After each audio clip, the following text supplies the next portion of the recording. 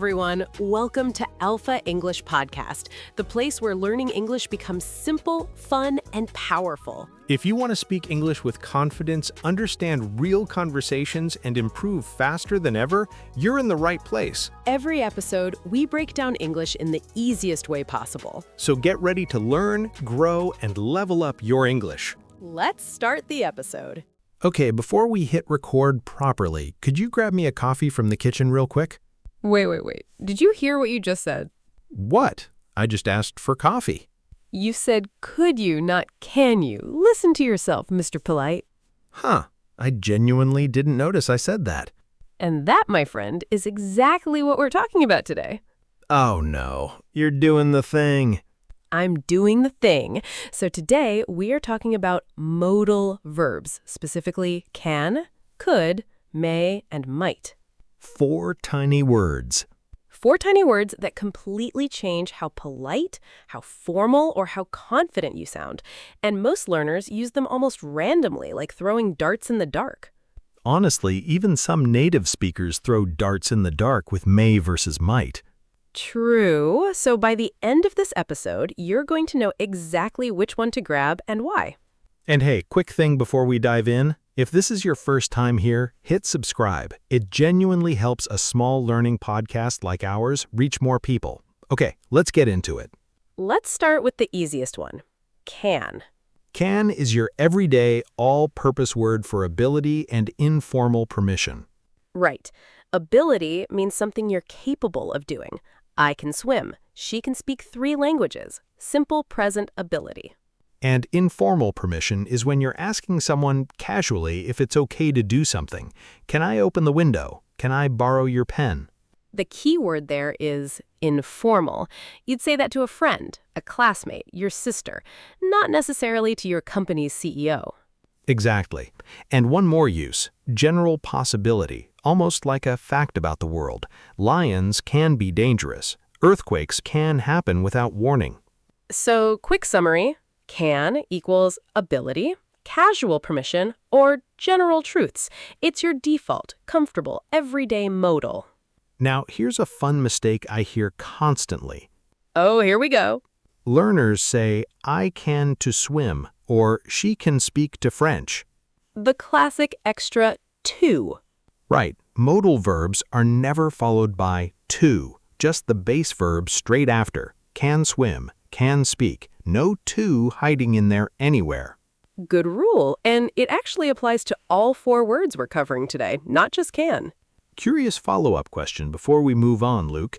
What's the difference between can and be able to? I get asked this constantly. Good one. Most of the time they're interchangeable in the present tense. I can swim and I'm able to swim mean almost the same thing. But be able to works in places can simply can't go. You can't say, I will can swim. That's just broken. You have to say, I will be able to swim. Same with the perfect tenses. Nobody says, I have could swim. It's, I've been able to swim since I was 5. So the rule of thumb, use can for simple present and past statements, and switch to be able to whenever you need a future, perfect, or more formal structure. She'll be able to join us next week sounds completely natural. She'll can join us sounds broken, like a robot translated it badly. A very specific kind of broken robot. All right, let's talk about could, because this one has more jobs than can does. Could has 3 big roles. 1, past ability. When I was a kid, I could climb that tree in under a minute, past version of can. 2, polite requests, more polite than can. Could you pass the salt sounds softer and more respectful than can you pass the salt? That's actually what I did at the start of this episode, without even realizing it. Exactly. Past Luke would be proud. And the third use? 3rd is possibility, but a softer, more uncertain possibility than can. It could rain later. Not a guarantee, just a real chance. So could is past ability, polite requests, and gentle possibility. 3 very different jobs from one small word. Can I pause here for a second? Of course. I think about learners who are listening to this right now, maybe rewinding this exact section 2 or 3 times, trying to lock in the difference between can and could. And I want you to know that rewinding isn't a sign that you're behind. It's actually the sound of your brain building a new shelf to put this information on. You're not slow, you're constructing something permanent. That's a nice way to put it. It's true, though. Nobody builds a shelf with one nail. Speaking of mistakes, I have to confess something. Oh, this should be good. When I was first learning Spanish years ago, I built a sentence with way too many helper words stacked together. I basically said something like, I am, can to maybe will go. That's not a sentence, that's a traffic jam. A traffic jam of grammar. My teacher just stared at me for a solid 5 seconds before asking which part she should translate first. See, this is exactly why we're doing this episode, so nobody else builds a grammar traffic jam. Learn from my suffering, everyone. Okay, let's move to may. May is the formal cousin of can. Exactly. Formal permission. May I come in? Students may leave the room after the exam. You'll hear this in offices, schools, formal writing, legal documents. And may also expresses formal possibility. The meeting may be postponed. Profits may increase next quarter. It sounds neutral and professional, not too confident, not too uncertain, just balanced. So if can is your jeans, may is your blazer. I love that, yes. Can is casual Friday, may is the boardroom. And now might, the quiet, humble cousin of may. Might expresses weaker possibility, less certain than may, sometimes even less certain than could. I might go to the party. Compare that to I may go to the party. Might sounds a little more hesitant, a little more unsure. Might is also used for hypothetical situations. If I had more time, I might learn the guitar. Pure imagination, not really a real plan. So might is your most cautious, most uncertain modal of the four. It practically whispers instead of speaking. I might be hungry sounds very different from I am hungry, doesn't it? One sounds like you're announcing dinner. The other sounds like you're not even sure your own stomach is real. Let's do something useful, a real comparison, side by side in one situation. Okay, give me the situation. Imagine you're asking your boss if you can leave early. Can I leave early? Casual, maybe a little too casual for a boss. Could I leave early? Softer, more polite, still respectful.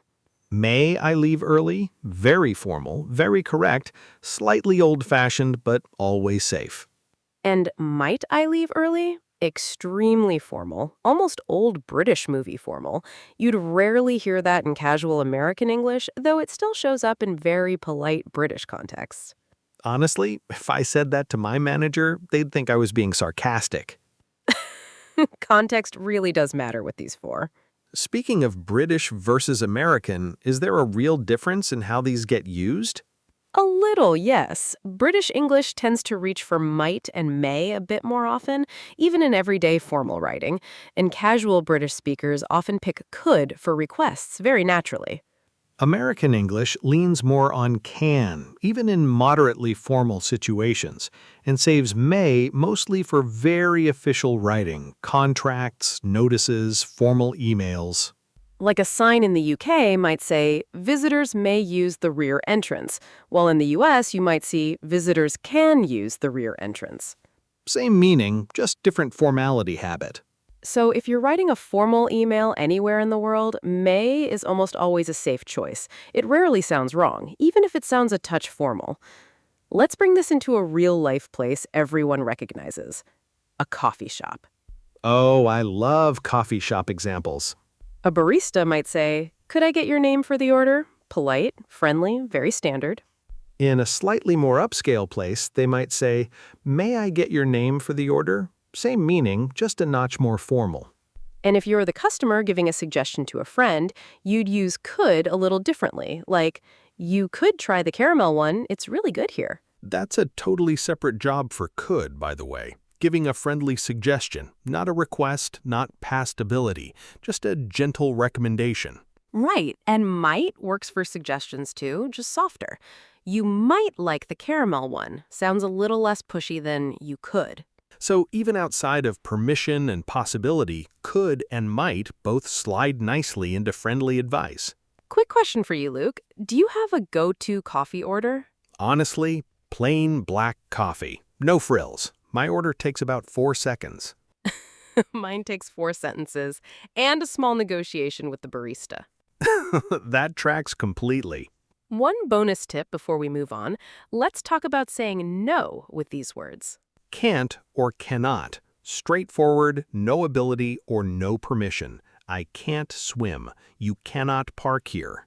Could not or couldn't, past inability or strong doubt. I couldn't find my keys. That couldn't be true. May not, a formal refusal of permission, often quite serious. Visitors may not enter without identification. And might not lowers the certainty gently. He might not come tonight. The weather looks bad. So negation works the same way. Same formality levels, same certainty levels, just flipped over to no. I think about people learning English later in life, maybe after a long day at work, squeezing in 15 minutes before bed, trying to remember which word goes where. And I want to say something to that person specifically. You don't need to get this perfect tonight. Native speakers mix up may and might all the time in real conversations without anyone correcting them. What you're doing right now, listening carefully to 4 small words, that's more care than most people ever give their own first language. That's a good one. I mean it. Okay, let's do a quick mistake check. Things learners say that sound almost right, but not quite. Hit me. I can to drive. Wrong. No to. I can drive. She mays come tomorrow. Modal verbs never take an S. Even with he, she, or it, she may come tomorrow. Could you two help me? Again, no to. Could you help me? I can swim. No extra am. Modal verbs already act like the main verb, just I can swim. So, the golden rule across all 4 words, no to, no S in third person, and no extra am, is, or are stacked on top. One more practical tip here. How to choose between may and might quickly, on the spot in conversation. Easy trick. If you're more than 50% sure something will happen, lean toward may. If you're genuinely unsure, lean toward might. It may rain today. There's actual evidence, dark clouds, a forecast. It might rain today, you just have a vague feeling, no real evidence. So may leans toward likely, might leans toward who knows. Perfect summary. One little warning here too. You'll never combine 2 modals together in standard English. Right. No might could, no may can. Pick one modal per verb phrase and let it do its job alone. So I might could go isn't standard, even though you'll genuinely hear it in some regional dialects. For everyday standard English, just pick one. I might go or I could go. One modal, one job, every time. Let's talk quickly about word order too, because this trips up a lot of learners when forming questions. Right, with modal verbs, you never need do, does, or did to make a question. The modal itself just moves to the front. So it's can you help me, not do you can help me. And it's could she join us, not does she could join us. Same with may and might. May I ask a question, not do I may ask a question. So the pattern is simple. Modal, then subject, then base verb. No extra do needed, ever.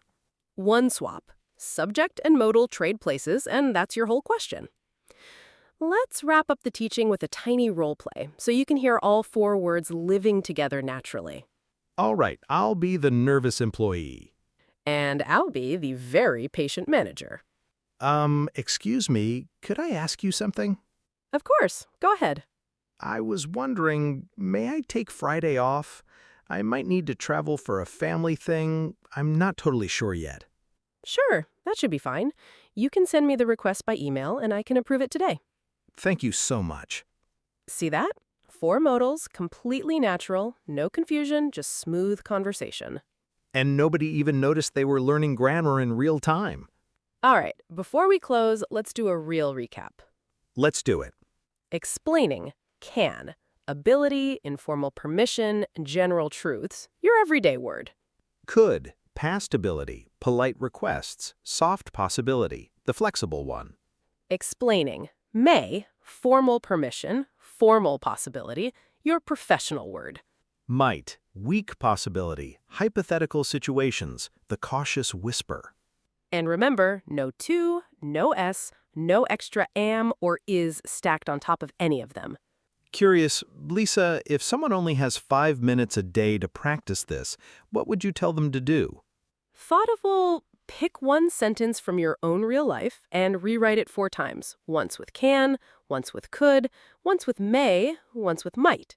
Say all 4 out loud. You'll feel the difference in your mouth before you even understand it in your head. That's such a simple habit, but it actually works. 5 minutes, 4 sentences, every day. That's it. Before we go, I want to say something too. Go ahead.